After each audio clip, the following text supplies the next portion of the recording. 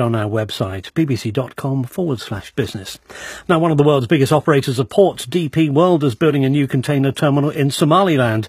The port at Berbera is in a strategic position in the Horn of Africa. It's close to important shipping lanes carrying global trade, but it will also provide an outlet for exports from landlocked Ethiopia, one of Africa's fastest growing economies. Somaliland is not recognised internationally as a country which could be a deterrent to foreign investors, especially as it's outside the global financial system. The economy there depends largely on exports of livestock to countries in the Middle East, as well as remittances sent home by people working abroad. But this new container terminal will also provide many jobs.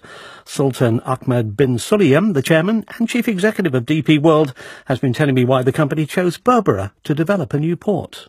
Berbera has always been an important port in the previous century, but now with the increase in maritime activity in the area and the demand for cargo within Somaliland itself as well as Ethiopia, the port needs to be upgraded. We've been there over a year developing the old one. Now we're ready to expand it. It has to be a different sort of challenge for a logistics or container port operating company like yours to be investing and making significant investment in a country that's not actually internationally recognised.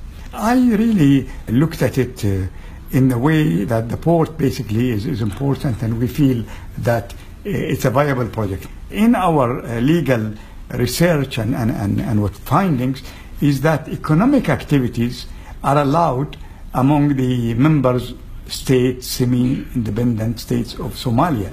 We have demanded before we start the investment that they should be voted in their own parliament, and they did vote in the parliament of Somaliland. So according to our legal people, it doesn't pose any issue because this is an economic activity. It's not really a political activity or something else. It's a port that's going to create jobs. Yes, obviously it's going to be a benefit to Somaliland to have the development of a port at Berbera, but also, I imagine, the neighbouring nation, Ethiopia, is very much behind the plan. Ethiopia is a large country that has amazing growth every year, which cannot be accommodated with one port. It's very risky for them.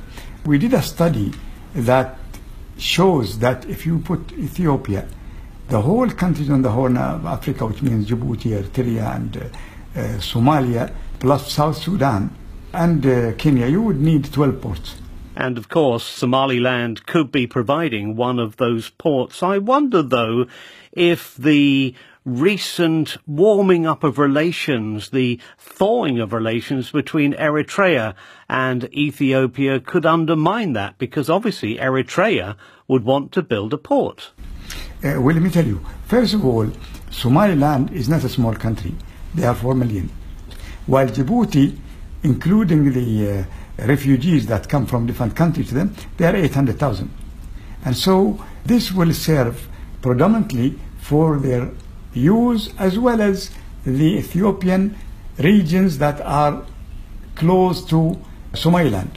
The main port for Ethiopia has been 20 years ago, Asab in Eritrea.